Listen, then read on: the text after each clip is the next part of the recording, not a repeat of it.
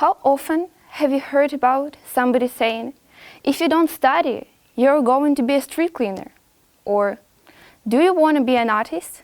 Or you're not going to earn enough to raise a family? But have you ever thought about what do these people feel when they hear words like that?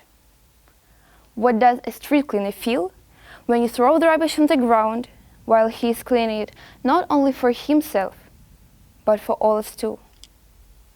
What does your school teacher feel when you were looking at your phone instead of listening to her?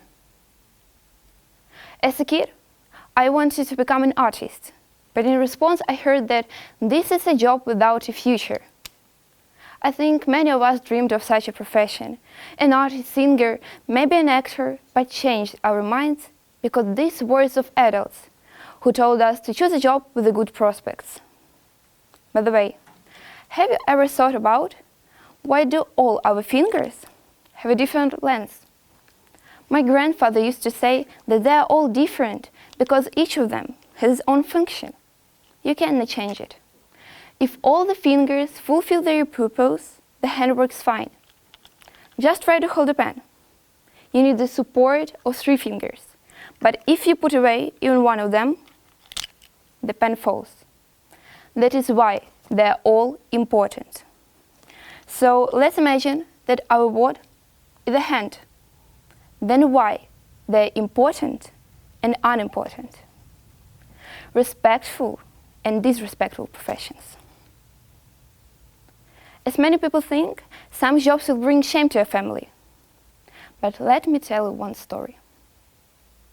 One day, I was watching TV and one particular comment by a host of a program caught my attention.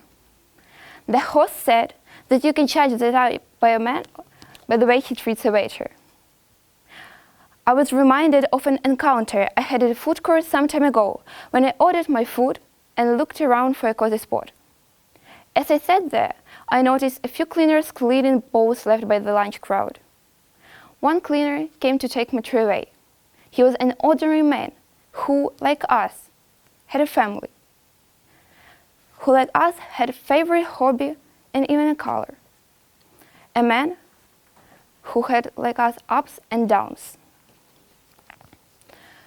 A week later, it was the same ritual of ordering my food and looking for an empty table. I ate my food and the same cleaner came to take my tray away. So I looked at him, smiled and thanked him. A couple of days later, I went to the same place.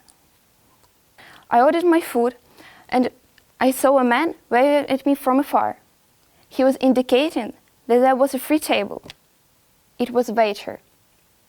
I felt so inspired of the simple gesture of a stranger whom I had done nothing for except smiled at and said thank you to. That day I learned a valuable lesson about the respect for another human being. Doesn't matter who a person is and what kind of job he does, he deserves respect and recognition. We always forget that a simple smile or even friendly eye contact can communicate all the positive emotions we have. These are basic things we have been told this young. We are all human, and we are all working to support our lives. Of course, some of these jobs are a little bit harder to do, but none of them deserves to be disrespected. Imagine a world where everyone is given equal respect. Imagine everyone being happy in any job they have. The work quality will increase. Results will improve. World will flourish. Wouldn't that be better? So what we have to do for this world? First, remember that firstly we meet a person, not his profession. The street cleaner is a dirty job, but don't treat them like a trash. Respecting another profession doesn't mean you have to do it or like it. We are all working to survive and also trying to do something better. Also, we know that every work requires a lot of hard job and effort, so we should respect it all. We need to change our mindset. Doctor, lawyer, accountant may be key professions that sustain life, but so are waitress, cooks, and farmers. It's time that these people are given due respect. Stop this culture of shaming people because of their work. Stop this culture of not saying thank you to. For you, it's just some words. But for another person, it is motivation. It is encouraging. It is a sign that his or her work is important. After all, we all want our streets to be clean, our cities to be safe, and our food to taste great. This is not a simple issue, but a multitude of problems that we need to tackle, such as giving people a decent wage, motivating people to claim their dreams, encouraging people to do different jobs, and understanding that we are all on this planet to live in peace and harmony. I'm going to end my speech with one simple request. Start with yourself. For the next 3 days, try to be more polite with the waiter.